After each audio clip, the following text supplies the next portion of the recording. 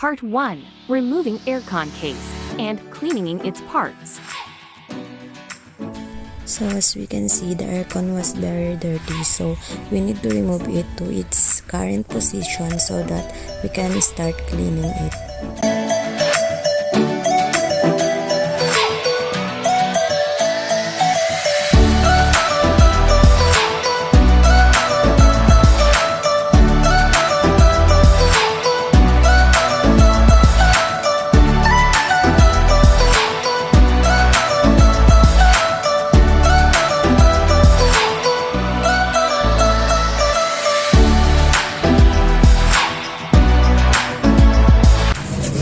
Good day everyone, my name is Elline Pataganao, and today I'm going to show you some parts of an air conditioning unit. This is a window type air conditioning unit. I'm going to show you some parts of it, and also I'm going to show you the four major components of refrigeration cycle in this aircon, and also I'm going to show you how I clean an air conditioning, especially its filter and inside it. As you can see, an aircon was very dirty, and it needs to we need to clean it so that the flow of an air into our rooms was fresh, and also the cooling effects of an aircon will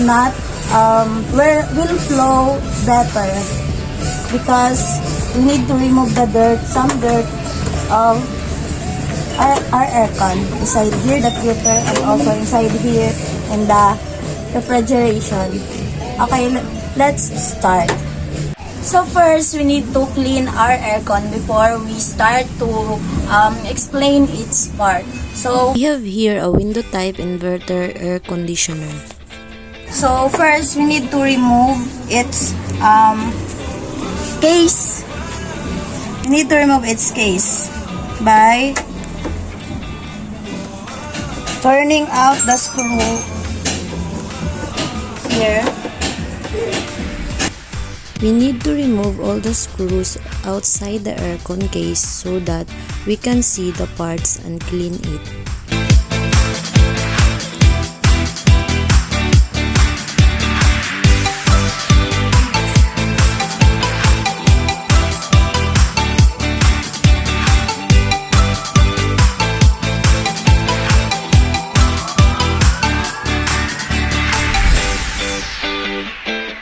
In this part, I need to call a help because I can't remove the front case of an aircon. In order to remove it, we need to remove the controller switch because we can't able to remove the front case if we don't remove the controller switch. So you can see the evaporator was very dirty, so we need to clean it so that the flow of air will not be interrupted.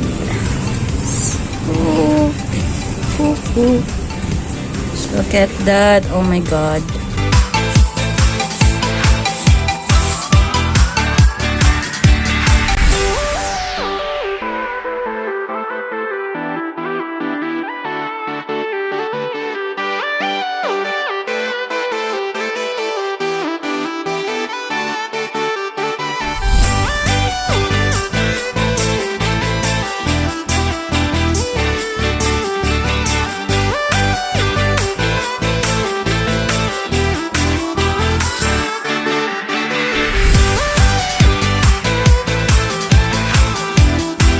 So as we can see how dirty the parts are. So it's very dirty. As you can see. Oh my god. So as you can see, the aircon was very dirty. So we need to clean it later. Before starting to clean our aircon, we should not forget to cover some important parts that doesn't allow to get wet using plastic to avoid some complications to the wirings of our aircon that can lead to unfunctioned parts or worse, damage of our air conditioning unit.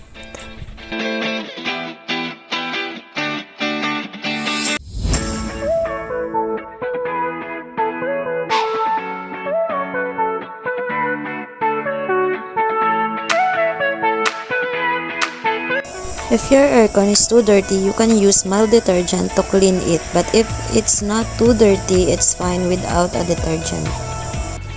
The purpose of the detergent was to easily remove the dirt from our aircon. In cleaning the aircon, it is required to use a water faucet with low pressure water flowing from it to avoid damaging the parts of an aircon. But if you don't have it, it is okay to use other faucet, but make sure to control the pressure of the water flowing in the faucet to avoid a hard pressure of water that can break the aircon's parts that can lead to unfunctioning of our air conditioning unit. The first part of an aircon that I've cleaned was the air filter. It was located in front of an evaporator. Its function was to filter out dirt, dust, pollen, smoke, and other pollution to ensure the indoor air quality is fresh. As you can see earlier, the filter was not too dirty because they just cleaned the aircon filter after a few months if they think it's already dirty. But still, it has a small dirt on its filter, so I cleaned it using a soft-used toothbrush or a kid's toothbrush to avoid breaking the filter's net.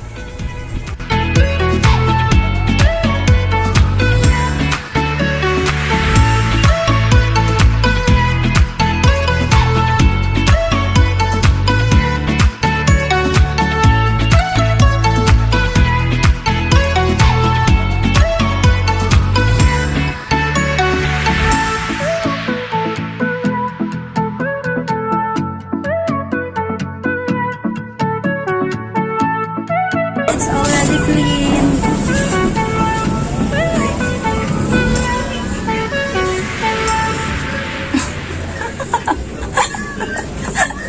It's already clean.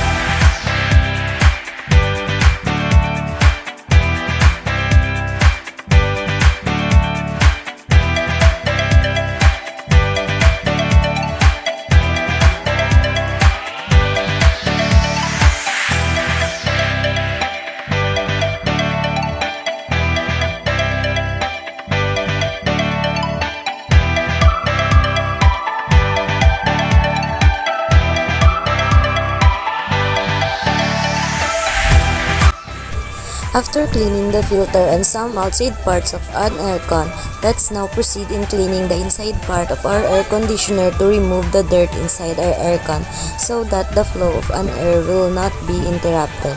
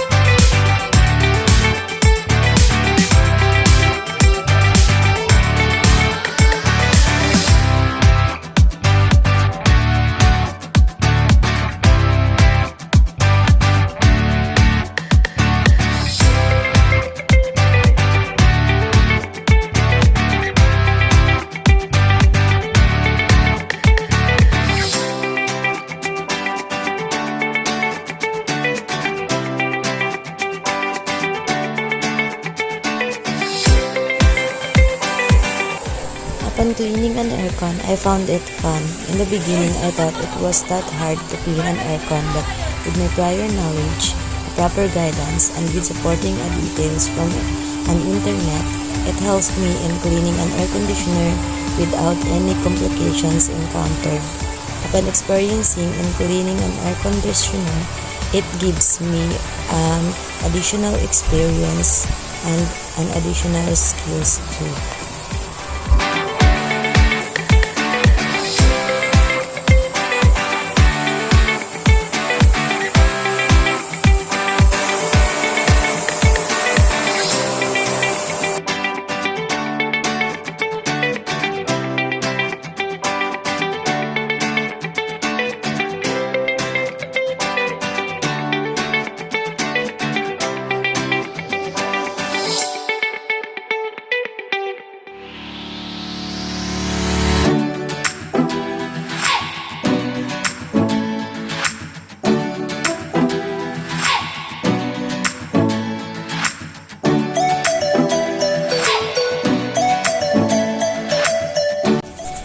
After cleaning the aircon with water faucet, I remove the water inside an aircon using a dry cloth to dry the wet aircon. After that, to make sure that there's no water remaining inside an aircon, I let the aircon dry in 1 hour so that we can safely plug the aircon and back to its original position where we removed it earlier.